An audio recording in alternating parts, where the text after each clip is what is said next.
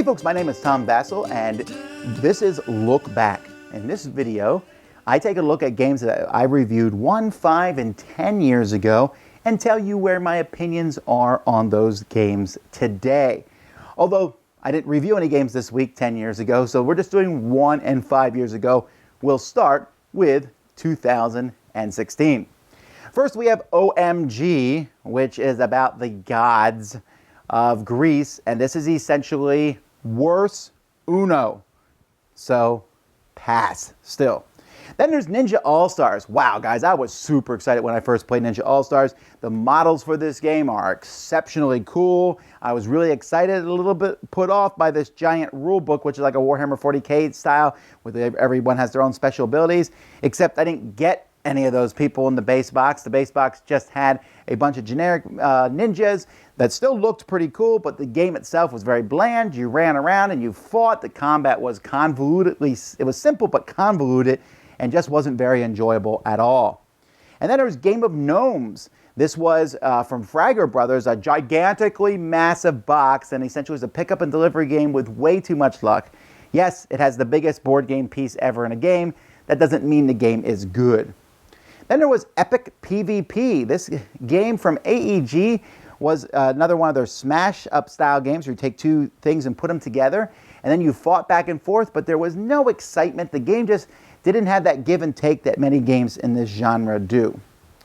Gum Gum Machine. I was kind of excited about this one as you put gumballs in and watch them go around, but in the long end of things, it was very mechanical, it was neat, but you really didn't feel like anything you did mattered at the end of the game.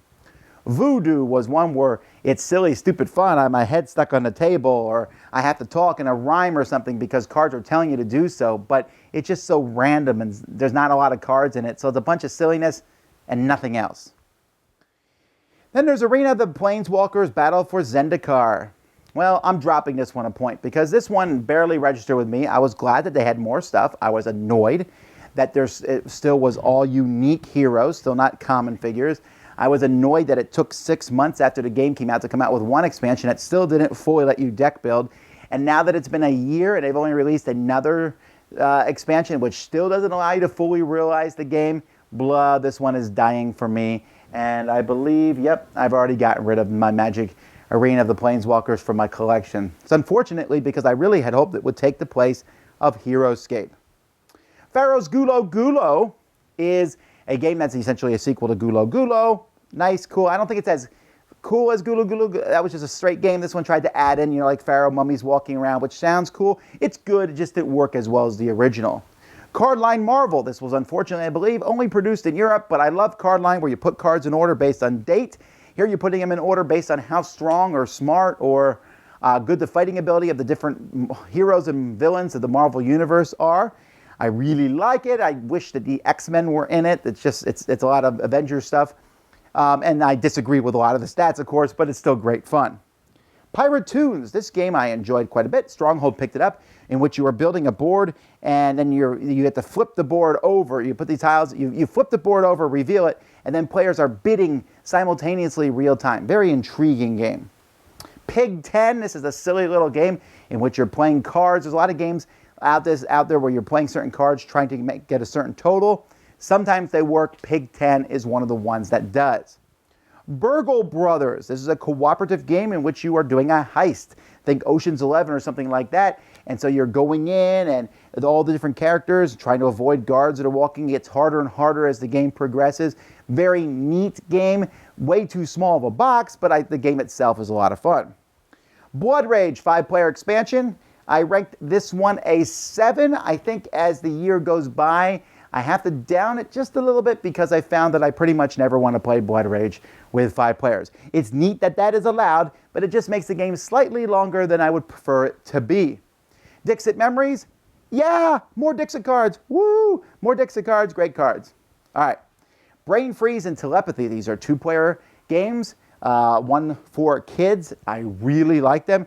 It's it's almost like playing Battleship as you pick one square and then your opponents are going to ask you, is it this square? And you say yes or no, where yes means it matches one of the characteristics of that square, or no, it matches none of them, until they pinpoint down exactly what square it is. Excellent games.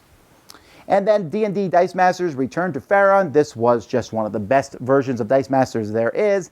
I love it. The D&D Dice Masters just was phenomenally good. This brought a lot of cool things. It felt like a really fleshed out set. I still like the Marvel sets better because of theming, but I gotta admit, for when it comes to mechanisms, the D&D sets are the best. Okay, so for 2012, first we have Weird Tales. Weird Tales was a fine game. It's one of those storytelling games. There's a lot of them. There's not a lot of different things about them, but I like the artwork of this one, and my kids really enjoyed it, or at least they did 5 years ago. The Gang, this is a game where you are trying to get different things in the middle by simultaneously revealing cards. Pretty fun, interesting game. Unfortunately, forgettable as time goes by. The same thing probably goes into play here for Mundo Novus. This was a game in which I really thought it was unique in a sense where you have these different ships out there and you're trying to get the right ones and you're offering trades of cards to other players. Kind of a cool concept, but just, again, really seemed to fall under the radar. Then there's the Catan scenarios, Oil Springs. This was a scenario for Catan where oil could help you do much better. It really helped you, but of course then you're hurting the environment. And so a little bit preachy, I suppose, in how it does its thing. But, I mean, that's how oil works. Then there's A Few Acres of Snow. This one has certainly fallen for me over the years slightly. I thought it was a phenomenally good two-player game. This, for me, the ranking has nothing to do with the whole, oh, there was a flaw found in the game. I never found that flaw. I know that it exists, but I'm not good enough at the game to have discovered it. I still think it's an excellent, fun, back and forth deck building war game. It's just that I just don't really seem to have the urge to get to the table that much, so that's why I've dropped it a point. Expedition Sumatra Dadu Dadu. This is a weird named game, but it's about going and catching animals, and you're doing so by coloring different spots on a board. Really cool game. I'm still surprised that this one never got picked up in America, or I think they made a space one a little bit later that had the same kind of feel to it. So those are all the games I did 1 and 5 years ago and where I think about them today. Thanks so much for watching Look Back. Until next time, I'm Tom Vasel, and this has been The Dice Tower.